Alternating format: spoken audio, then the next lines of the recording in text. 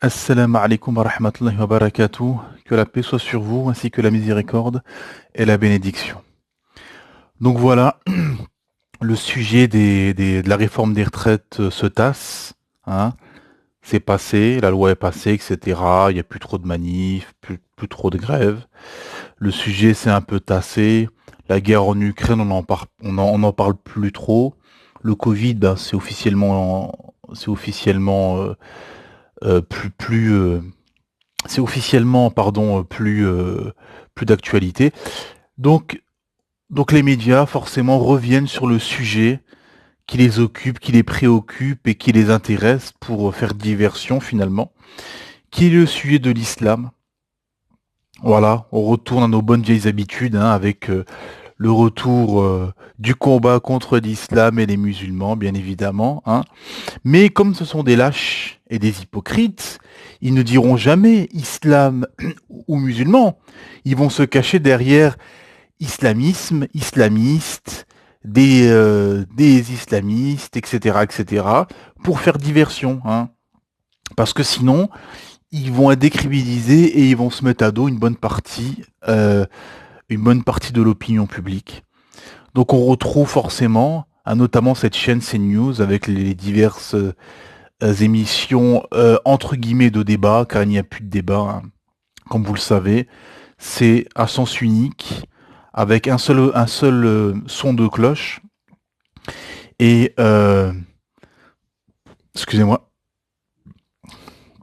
et une seule vision, où on vous invite quatre cinq personnes, tout le monde pense pareil, personne ne se réfute, tout le monde est d'accord autour du plateau, hein, et vous entendez les mots qui reviennent, hein, des mots, j'ai noté, j'ai retenu islamisme, djihad, le Sahel, les frères musulmans, salafisme, l'emprise islamiste.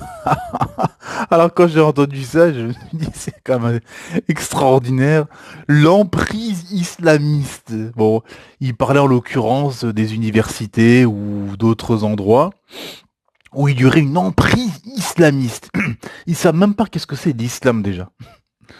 Parce que pour dire qu'il y a une emprise islamiste dans les universités en France ou en France de manière générale, dans ce club libertin de décadence à ciel ouvert qu'est la France, c'est ou ne pas connaître la France ou ne pas connaître l'islam. Dire qu'il y a une emprise islamiste en France, c'est ou ne pas connaître la France ou ne rien connaître en islam, tout simplement. Parce que la seule emprise qu'il y a en France, c'est l'emprise des Américains, l'emprise d'Israël, l'emprise de Bruxelles, etc., hein, de leurs alliés ou de leurs suppôts, qui sont, ou que la France est le suppôt de ces entités, que ce soit Bruxelles, Israël ou les USA. La seule emprise qui est en France, c'est de ces gens-là, de ces diverses influences, de ces diverses lobbies, hein, des lobbies américains, des par exemple de Big Pharma, on l'a vu pendant la période du Covid, l'emprise qu'a ce lobby de Big Pharma, on l'a vu avec les vaccins, etc. Euh, pour plein de raisons, l'emprise d'Israël, hein, parce que par exemple, on n'entend jamais parler de ce qui se passe en Palestine, hein, à Gaza, etc. Les meurtres, les massacres, d'enfants, de personnes âgées, de personnes innocentes, etc., qui sont, comment dire, qui ne lèvent même pas les armes contre cette entité sioniste et qui se font massacrer, tuer, torturer, etc., hein. Dans les prisons d'Israël, il y a plein de Palestiniens, de femmes, d'hommes, de personnes âgées qui sont complètement dans les oubliés depuis des années, hein. Mais ça, silence radio des médias, hein, ils vous en parlent jamais, hein. Ils vous parlent jamais de ceci, forcément, parce que ce qu'il faut comprendre, le fond, c'est que l'islam est la seule entité, entre guillemets, enfin la seule force en présence qui fait face à, au système occidental, Hein, ce système bancaire, par exemple, d'usure bancaire avec les agios, etc. Hein, les agios, on n'en parle jamais dans les médias, par exemple, les agios. Pourquoi dans les médias, on ne vous parle jamais d'agio, hein, qui est une arnaque, qui est une organisation mafieuse, hein, où la personne, le pauvre français moyen, il finit son mois avec, il a moins 10 euros, moins 20 euros. On parle même pas de gens qui ont des gros débits. On parle de personnes qui parfois sont juste à moins 5 euros, moins 3 euros, moins 8 euros, moins 10 euros. C'est une histoire de jour, hein, le temps que le salaire rentre, etc. Ah ben boum, on lui prend 20 euros, on lui prend 50 euros, on lui prend 100 balles. 100 euros, le gars il est à moins 10 euros, on va lui prendre 100 euros de frais. Et quand la personne se plaint, va au guichet à la banque, pourquoi vous m'avez pris 100 euros, etc. Ah ben ils expliquent, ben écoutez, c'est dans les contrats bancaires, etc. On lui sort une pile de 280 papiers. Et hop, et tout en tout petit, c'est marqué, voilà, bah, si vous êtes à moins, si vous êtes juste à découvert, peu importe que ce soit à moins 1 euro, moins 5 euros, moins 10 euros, ah ben on vous prend 20 euros, on vous prend 50 euros, on vous prend 100 euros. Si ça dépasse tel jour, euh, si ça dépasse une telle période, ben on va vous prendre 150 euros, 100 euros ou plus. Hein. Les agios, silence radio dans les médias, on parle pas de ça. Hein. Euh, donc tout ce système, hein, ce système d'usure bancaire, ce système bancaire, la décadence, la course à la richesse, à l'orgueil, au sexe, à l'acquisition des biens, hein, à la perversion des mœurs, euh, euh, et tout ce qui s'ensuit, hein, tout ce qui s'ensuit, toute la décadence, la perversion, etc. Hein, ce qu'on appelle aujourd'hui avec le wokisme, hein, parce qu'on peut basculer direct en expliquant, bah voilà, qu'en contrepartie il y a l'effondrement de ce système. C'est-à-dire qu'il y a deux choses. C'est ça qu'il faut comprendre. C'est que d'un côté, l'islam est la seule force en présence qui fait face à ce système. Vous avez des gens, par exemple, comme Patrick Buisson, qui était l'ancien conseiller Nicolas Sarkozy, qui a sorti un livre récemment qui s'appelle Décadence, hein, on peut pas faire mieux, comme titre, pour expliquer la décadence occidentale. Donc il a sorti un livre en expliquant bah, toute la décadence des 40-50 dernières années avec le wokisme, avec mai 68, l'avortement, la chute du patriarcat, etc. etc., etc. On a des morceaux comme ça de vidéos où il explique, il a été interviewé, je crois, il me semble, par le média, la chaîne YouTube, le livre noir, il me semble. Et on a des morceaux comme ça que moi que j'ai retweeté en mettant quelques commentaires sur Twitter. Hein. Si vous êtes sur Twitter, vous pouvez voir des morceaux sur son compte Twitter de Patrick Buisson, où il a mis des morceaux comme ça de vidéos de 1 minute, 2 minutes, 3 minutes, où il développe certains sujets, le patriarcat, l'avortement, le féminisme, etc. etc.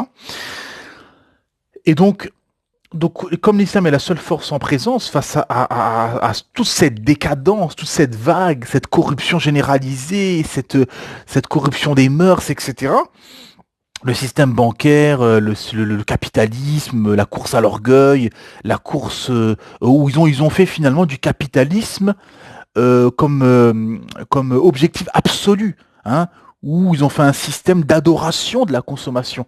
Les gens sont dans l'adoration d'un côté du travail et d'un autre côté de la consommation. Et ça, l'un va avec l'autre. Parce que pourquoi les gens veulent travailler aujourd'hui? Vous savez, quand vous...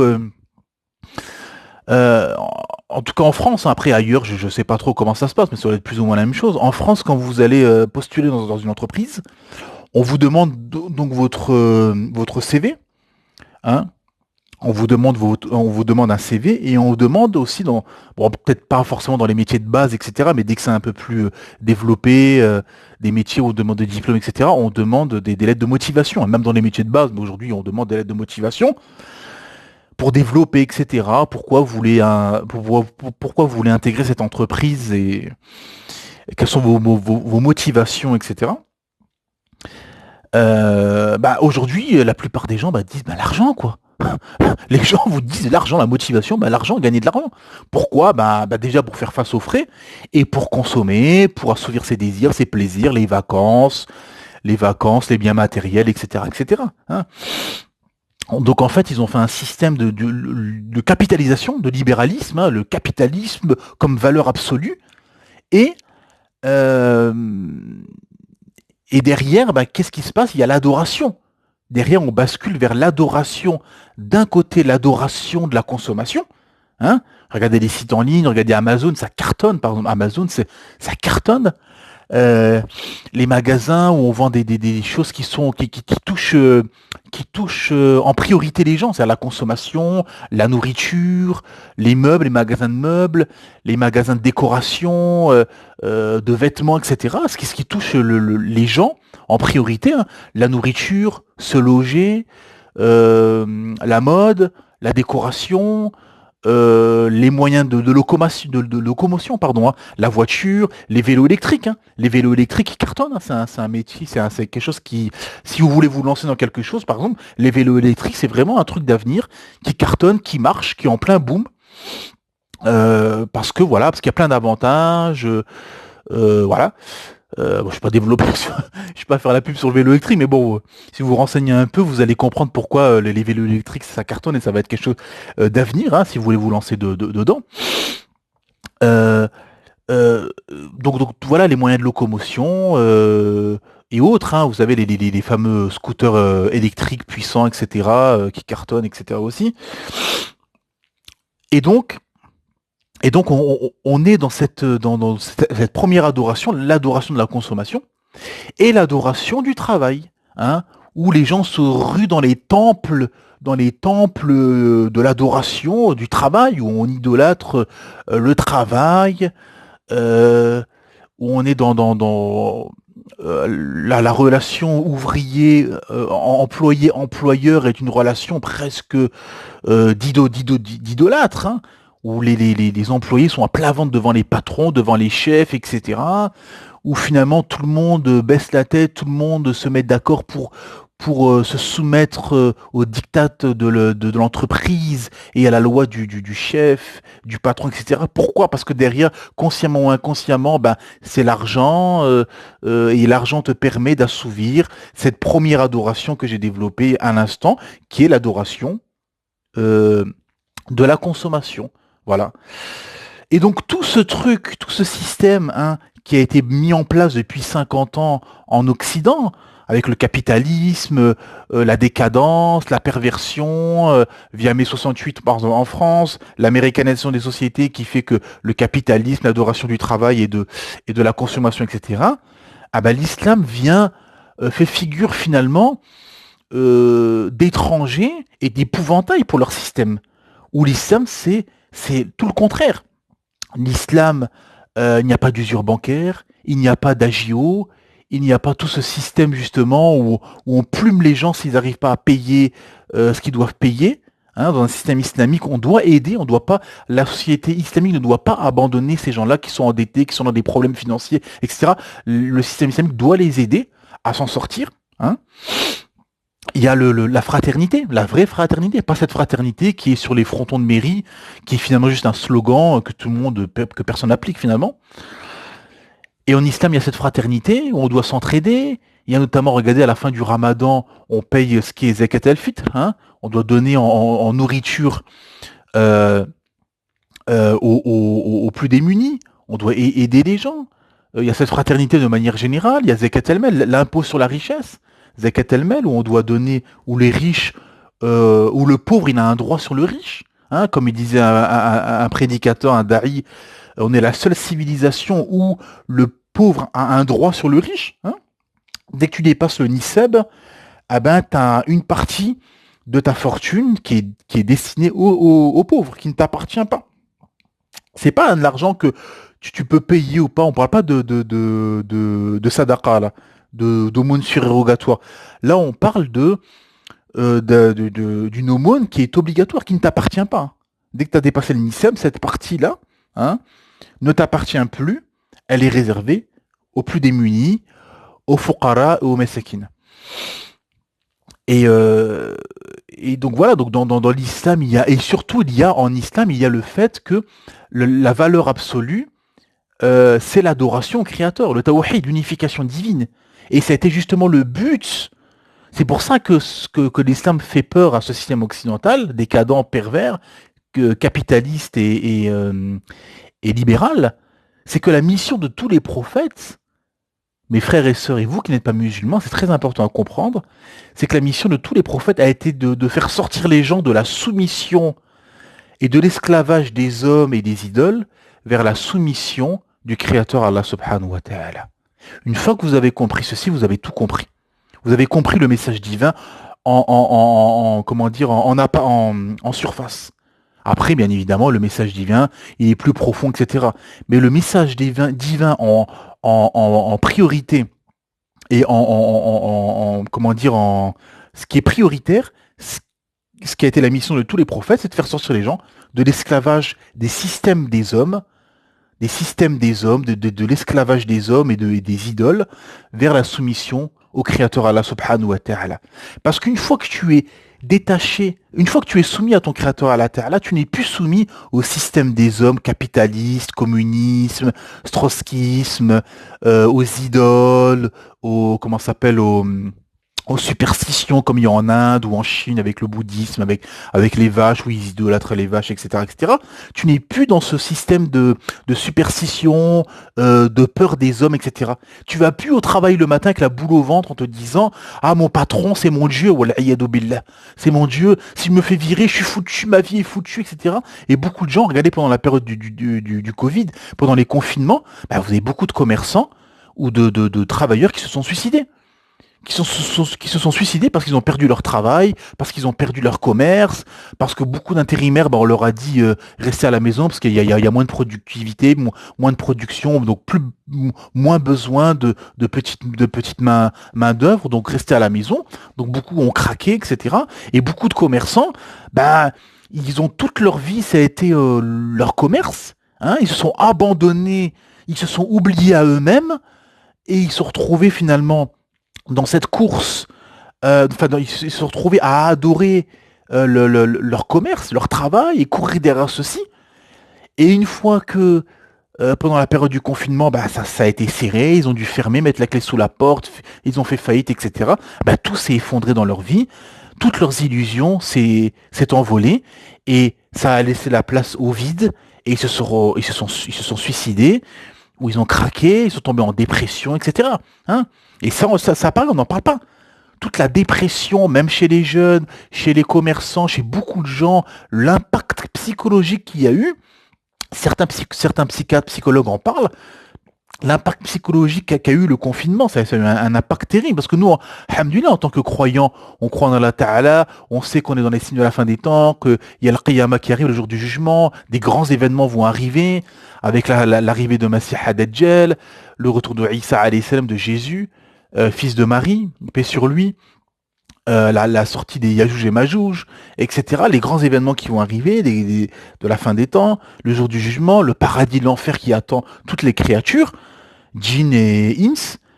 Ah ben, pour nous, alhamdoulilah, c'est ces choses de dunya, les gros événements qui se passent dans dunya, pour nous, ça nous impacte peu. Mais pour quelqu'un qui est athée, ou la mentalité athée, ou qui ne croit pas en ça, ou qui ne sait pas, qui n'a pas l'information de tout ceci, que je viens de citer, ah ben pour lui, en fait, tout événement qui va se passer sera quelque chose de brutal. Et c'est ce qui s'est passé pendant les confinements. Ça a été brutal pour beaucoup de gens. Hein.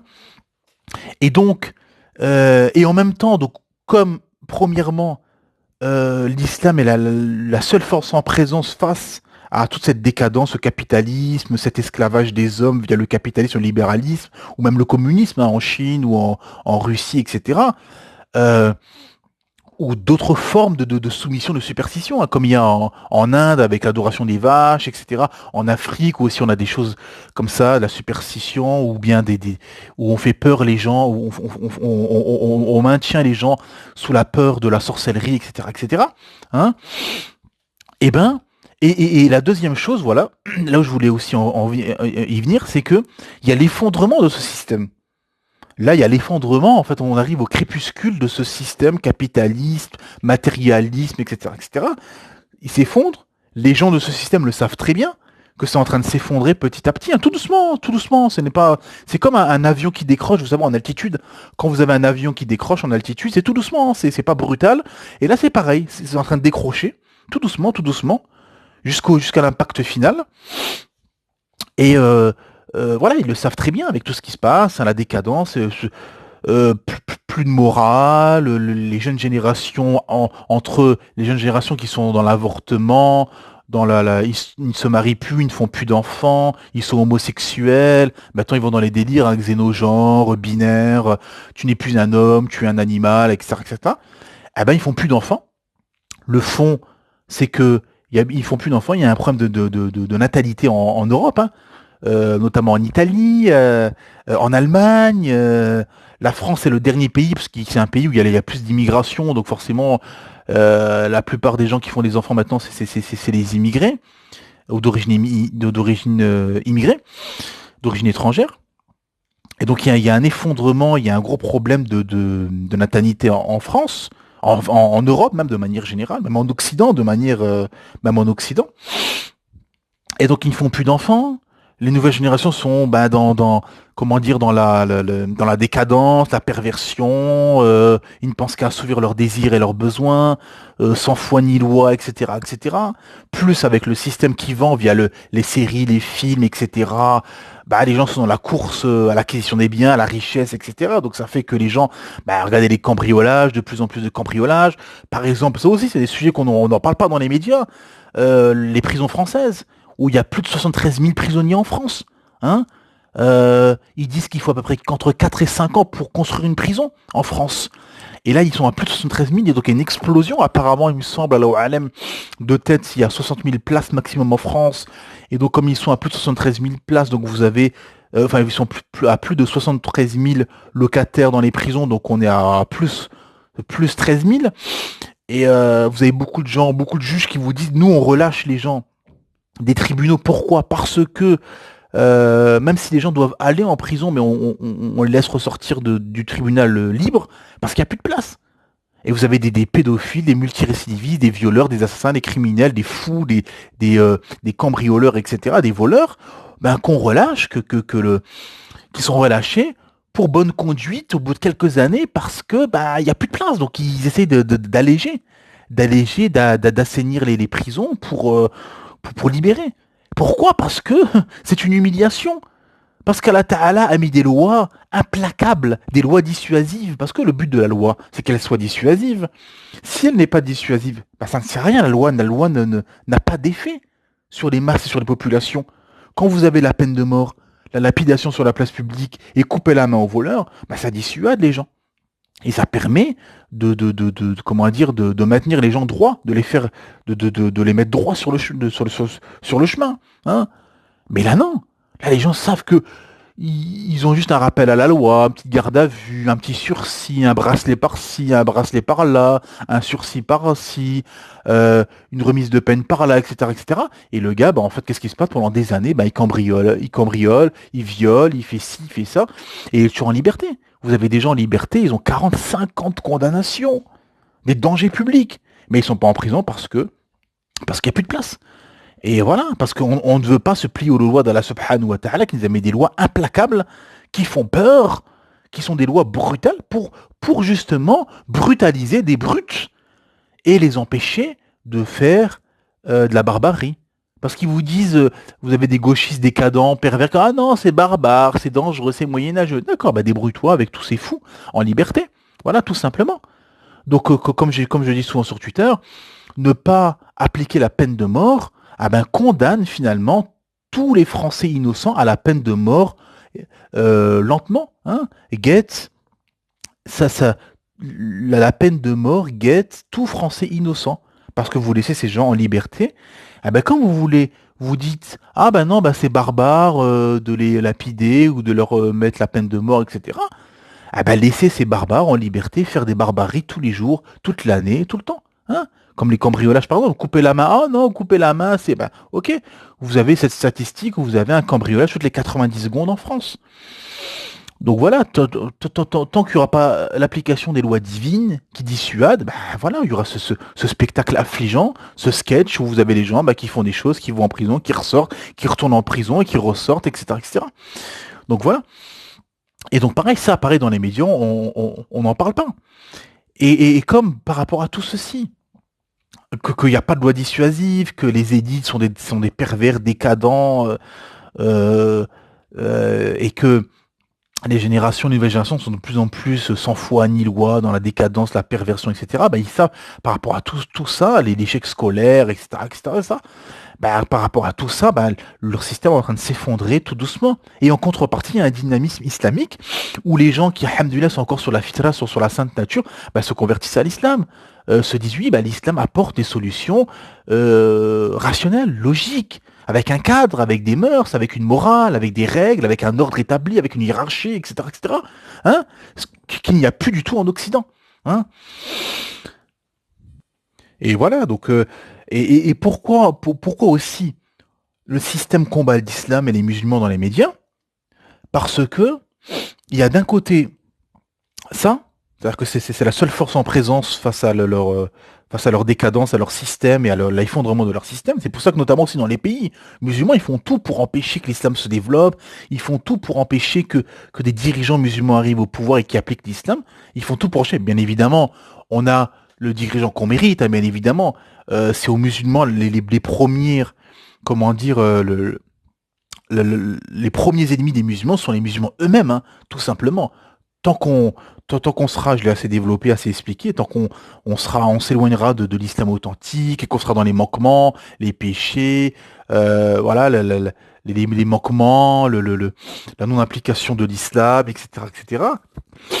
Tant qu'on reviendra pas à notre religion, en masse, ah ben, on sera dans cette humiliation, écrasé, etc. Mais l'hypocrisie de ce système occidental, c'est que tant, et on le voit par exemple là, en ce moment il y a les élections en Turquie, où ils font tout pour diaboliser les pays musulmans, parce que ils seront satisfaits des pays musulmans, le système occidental sera satisfait des pays musulmans, tant que ces pays musulmans n'appliqueront pas l'islam. Plus les pays musulmans appliqueront de moins en moins l'islam, plus ils seront satisfaits d'eux. Et le dirigeant peut être un horrible tyran, un horrible tyran, dictateur laïque, tant que c'est un tyran, un dictateur laïque qui combat l'islam et qui s'éloigne de l'islam et qui fait tout pour appliquer les directives des Occidentaux, ah bah il sera leur ami et leur allié, tout simplement. On a déjà vu des articles là qui a apparu que si c'est l'opposant d'Erdogan qui est un laïc, anti-islam, etc., qui arrive au pouvoir en Turquie, ah ben l'entrée de la Turquie dans l'Union européenne sera remise sur la table. Voilà, tout simplement. Donc tout est dit, par exemple, dans cette histoire. C'est que tant que voilà, tu as un dirigeant comme Erdogan, bon, bien évidemment, on sait les manquements, on sait, voilà, la charia n'est pas appliquée, etc. Ça reste un État laïque, etc. Blâmable et tout ça. Mais tant que, voilà, ça reste quand même un dirigeant qui est quand même pro-islam, etc. Bah non, il reste un ennemi des Occidentaux. Mais si c'est un laïc, un tyran laïque qui est anti-islam, etc., bah à ce moment-là, ils se rapprocheront de la Turquie, tout simplement. Et c'est comme ça que ça marche. C'est comme ça que ça marche. Tant que les pays musulmans, voilà, n'appliqueront pas ces nouvelles de l'islam, bah, à partir de là, ils seront. C'est pour ça que par exemple, vous avez en Tunisie, ou l'année dernière, ouais, il y avait eu cette actu où enfin, il y avait eu cette loi en Tunisie où ils avaient enlevé l'islam de la constitution, où je sais plus exactement c'était quoi l'histoire. Bah, tout ça pourquoi? Pour se rapprocher des Occidentaux. Voilà, tout simplement. Parce que dans les pays musulmans, bah, vous avez beaucoup de traîtres, d'hypocrites et de lâches. Voilà. Qui transigent avec le colon. On avait fait un épisode pendant le Ramadan. On s'était arrêté sur ce verset dans Surat Noun, dans Surat Al-Qalam, la plume, où Allah Ta'ala dit au prophète, ils aimeraient bien que tu transiges avec eux. Hein, et c'est ça.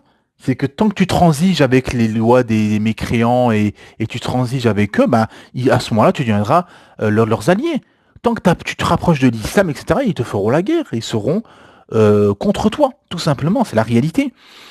Et dans les médias, pour revenir à la diversion des médias autour de l'islam, c'est que ils cachent aussi, d'un côté parce que c'est la seule force en présence, et d'un autre côté pour cacher aussi la corruption des élites, les réseaux pédophiles, hein, tous ces kidnappings d'enfants qu'il y a en France. Hein.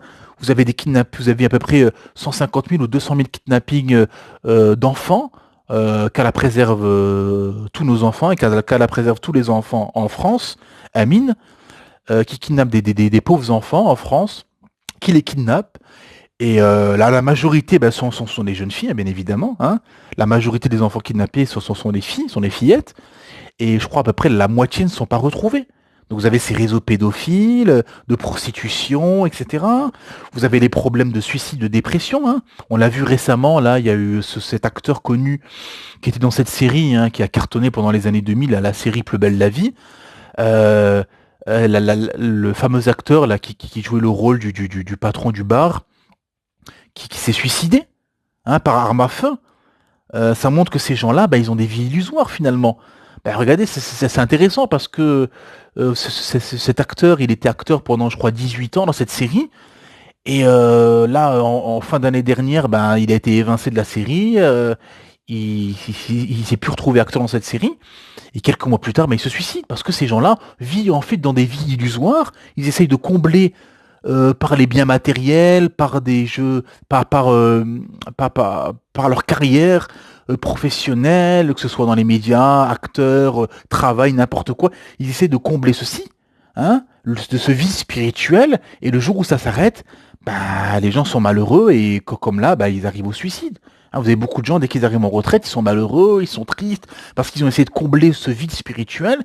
Et non, et ça marche pas.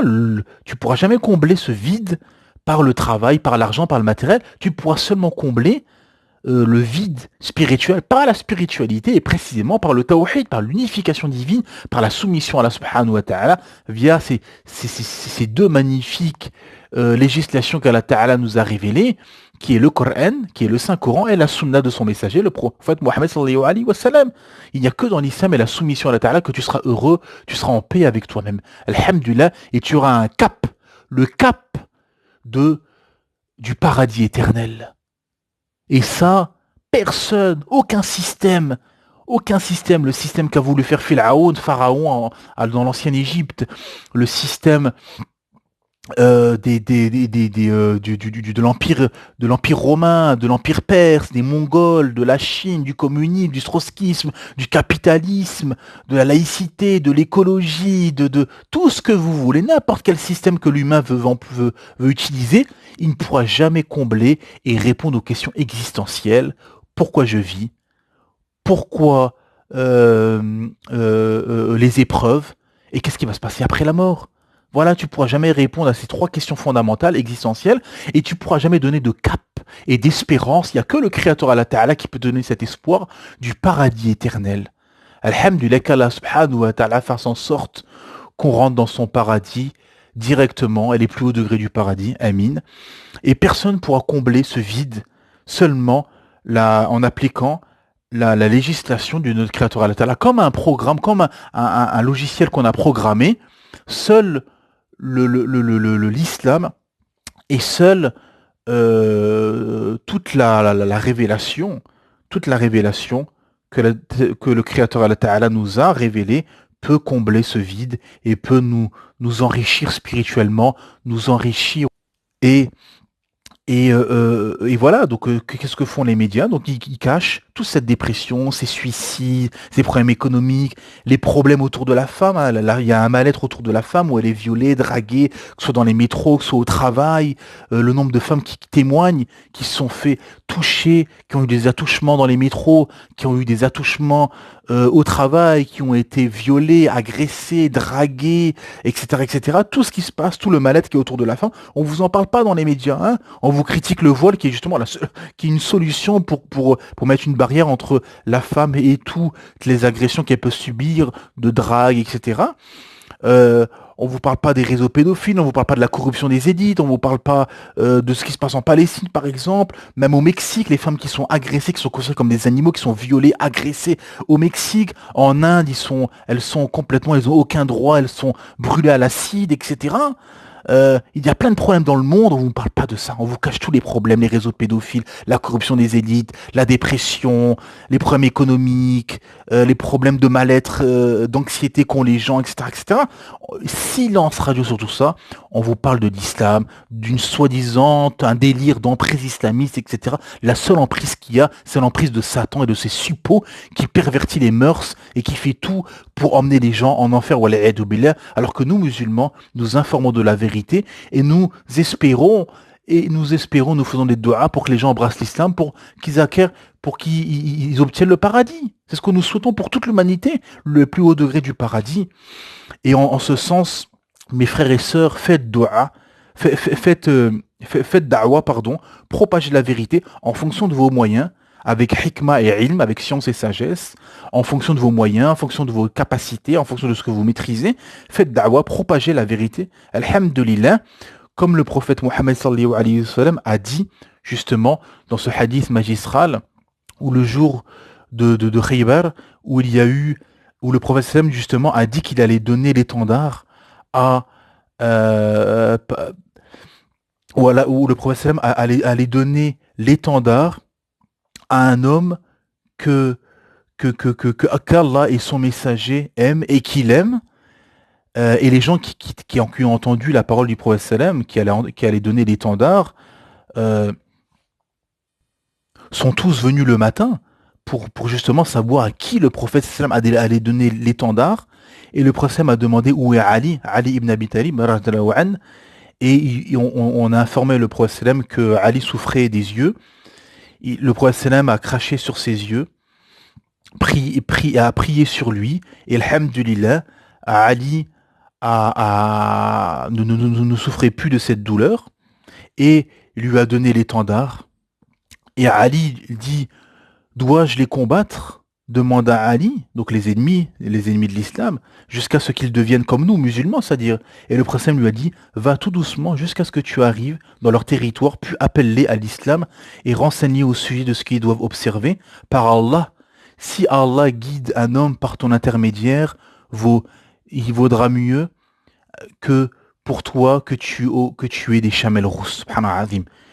Il est mieux, donc le prophète il informe à Ali en lui disant qu'il est mieux pour toi que Allah Ta'ala guide par ta cause, par ton intermédiaire, une personne que tu possèdes des chamelles rousses. Les chamelles rousses étaient des chamelles qui valaient très cher, qui valaient des fortunes.